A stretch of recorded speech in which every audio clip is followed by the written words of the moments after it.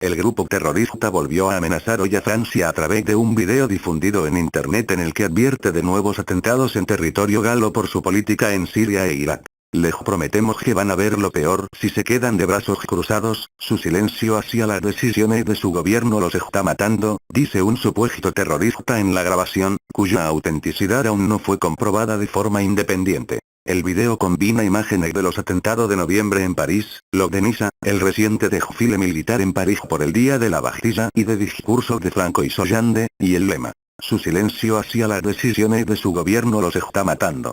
Es más, el video es titulado justamente Su silencio los mata y tiene unos 5 minutos de duración.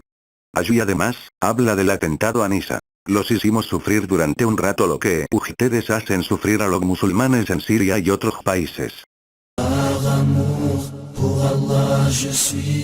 Je m'adresse aux sages parmi le peuple français.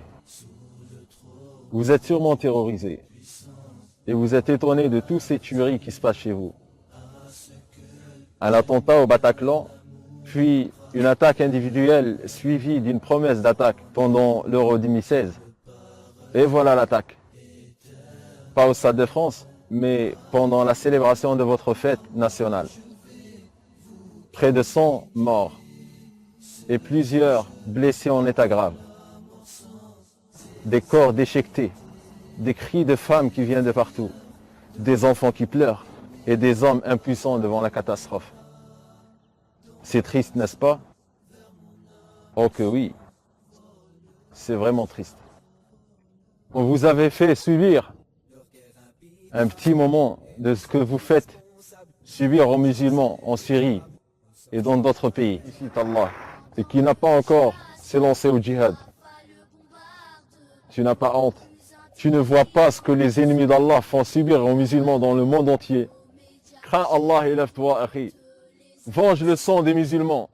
Tue les mécréants. Sans aucune pitié. Avec n'importe quelle façon.